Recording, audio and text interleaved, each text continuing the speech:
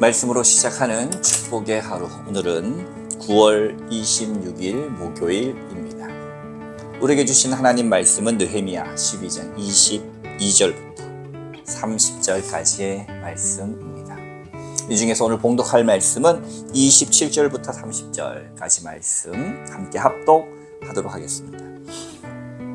예루살렘 성벽을 봉헌하게 되니 각처의 레위 사람들을 찾아 예루살렘으로 데려다가 감사하며 노래하며 재금을 치며 비파와 수금을 타며 즐거이 봉헌식을 행하려 하며, 이에 노래한 자들이 예루살렘 사방들과 느도바 사람의 마을에서 모여들고 또 백길갈과 게바와 아스마웻들에서 모여들었으니, 이 노래하는 자들은 자기들을 위하여 예루살렘 사방의 마을들을 이루었습니다.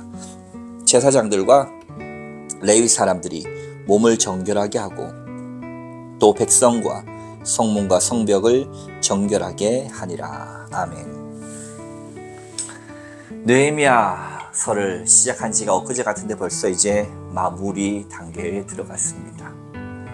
느헤미야는 오랜 시간, 즉 4개월 이상을 기도하면서 그가 페르시아에 몸담고 있었지만, 술 맡은 관원장으로 있었지만 유다 총독으로 가기를 소원하면서 오랜 기도의 제목들이 현실화됐고, 결국 유다 총독으로 와서 그의 기도의 제목들과 마찬가지로 성벽을 여러 가지 온갖 내부적, 외부적 방해 세력들이 많고 위협하고 목숨까지도 정말로 헤아려 했으나 그 모든 담과 벽을 넘어서서 52일 만에 그 성벽 제거를 마무리했습니다. 그리고 학사 에스라는 사람들에게, 온 백성들에게 수문 앞 광장에 모여서 하나님 말씀을 선포했고, 그 하나님의 말씀을 들어보니 그동안 그들이 살았던 삶의 모습과 하나님의 말씀 사이에는 간극이 있어서 그들은 울면서 회개했습니다. 그 아름다운 장면들 속에서 느헤미야서는 그들에게 울지 말라, 오늘은 성일이다 하면서 하나님 앞에서 거룩한 삶을 살아낼 것을 다짐합니다. 이후에 많은 이들의 명단이 쫙 하고 나오지요. 왜 이렇게 많은 사람들의 이름, 오늘 더군다나 읽지는 않았습니다만 22절 이하에도 레위인들과 제사장들의 이름, 명단들을 계속해서 기록하고 있는 것일까요? 여러 가지 의도가 있겠지만 첫 번째는 바로 기억하라는 것입니다. 이렇게 선조들이 하나님의 나라를 위해서 애씀을 기억해야 되고, 후대 사람들은 뿐만 아니라 이렇게 함을 통하여서 그들이 하나님의 말씀을 말씀대로 순종하고 살아낼 것이다 라고 하는 것을 적고 있는 것입니다. 예전에 여로보암의 죄가 있었지 않습니까? 열왕기서를 우리가 공부할 때에 여로보암의 죄는 다른 것이 아닙니다. 자기 마음대로 사람을 세우고 하나님의 말씀조차도 자기의 유익을 위해서 마음대로 끌어다 쓰고 마음대로 성소를 정하고 마음대로 제사를 드린 것입니다. 자기 마음대로 드리는 그 예배가 하나님을 위한 예배입니까? 나를 위한 예배입니까? 하나님을 이용한 예배입니까? 우리가 하나님을 믿는다라고 하지만 하나님의 말씀대로 순종하기보다는 내 생각대로 하나님을 믿는다면 여로보암의 죄와 다를 바가 없습니다. 하나님은 우리에게 요청하시는 것이 있는데 내 자존심을 내려놓고 하나님의 말씀대로 순종하라 라고 하는 것입니다. 나의 오름을 내려놓고 하나님의 말씀대로 순종하라 라는 것입니다. 우리가 하나님의 말씀을 볼 때 하나님의 말씀 중에도 이건 이래서 안 돼, 저건 저래서 안 돼, 이걸 어떻게 그렇게 단순하게 생각할 수 있어? 생각은 다양하지만 중요한 건 뭡니까? 순종하기 싫다는 겁니다. 사랑하는 성도 여러분, 이렇게 많은 이들의 명단을 기록한 이유 다름 아니라 제사장, 레위인들의 그 혈족들을 잘 보존하여서 하나님이 원하시는 방법으로 예배드리기 위함이었습니다. 왜요? 그들은 하나님이 원하시는 방법대로 살지 못해서 멸망했기 때문에 이제는 철저하게 하나님이 선포되어진 말씀대로 말씀 따라 행하기를 철저히 애쓰고 있는 모습이다라고 볼 수가 있습니다. 우리는 어떻습니까? 오늘 순종하는 삶을 살아가기로 작정하고 있습니까? 요즘 정말로 하나님의 말씀에 있는 그대로 나의 오름이나 나의 판단이나 이거는 될 것이고 이거는 안 될 것이고 내 판단을 기준으로 하나님의 말씀을 준행하고 있습니까? 아니면 되어지고 안 되어지고는 내가 결정할 것이 아니요 그저 하나님의 말씀에 이러하라 했으니 순종하고 계십니까? 순수한 믿음으로 하나님의 말씀 있는 그대로 순종할 때 우리에게 역사가 나타나고 우리가 알지 못하는 크고 비밀한 것으로 하나님 은혜 주시는 줄로 믿으시기 바랍니다.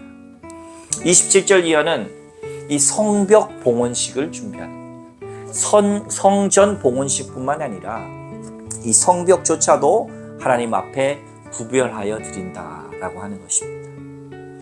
저도 이전에 있는 교회에 있을 때에 태국의 신학교가 세워지고 신학교 봉헌 예배를 드린 적이 있었습니다. 태국 신학교 주변에 라오스, 중국 그리고 예전에 이런 버마 그러한 국경지 태국 치앙라이에 태국 신학교를 세우면서 주변국들에게 하나님의 선한 영향력이 행사되어지고 나타나기를 소망했던 적이 있습니다. 과거 우리 이 나라에도 선교사님들이 처음 왔을 때 복음을 전하고 또 그 복음을 전하는 수단으로서 학교와 병원 등등을 지어서 이 나라에 도움을 주면서 하나님의 아름다운 복음이 전달되었지요. 그런 것처럼 그 태국의 신학교의 봉헌식을 하면서 참 은혜로웠던 기억이 있습니다. 찬양을 하고 태국에 계시는 분들과 함께 그 봉헌식을 준비하고 또 선교사님과 소통하면서 그곳의 아름다운 영향력을 기대하고 소망하며 한국 땅에 전해진 그 복음이 이렇게 수많은 열매를 맺었듯이 태국 땅에 세워진 그 신학교를 통하여서 아름다운 열매 맺어가기를 기도했던 기억이 있습니다. 이렇게 아름답게 성벽이 세워지고 봉헌식과 축제를 벌이는 이유는 무엇입니까? 소망이 담겨져 있습니다.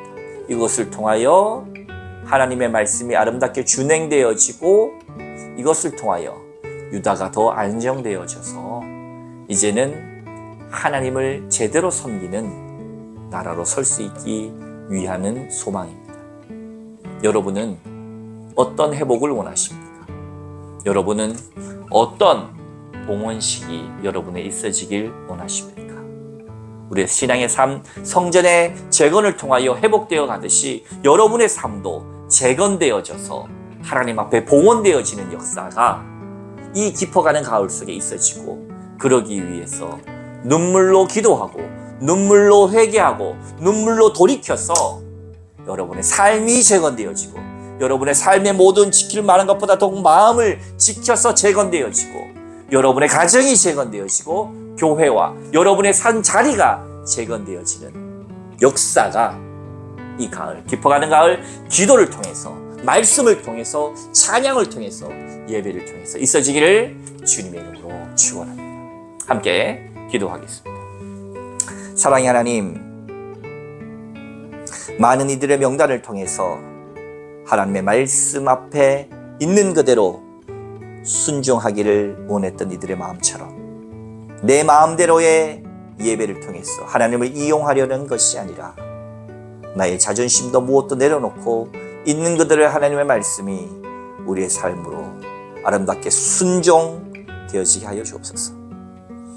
하나님께 이 성벽을 아름답게 봉헌하며 준비했던 것처럼 주여 기도와 회개와 또 눈물을 통하여 우리의 가정도 우리의 인생도 우리의 직장도 우리의 삶의 터전도 이 나라와 민족도 아름답게 재건되어지고 아름답게 하나님 앞에 봉헌되게 하여 주옵소서.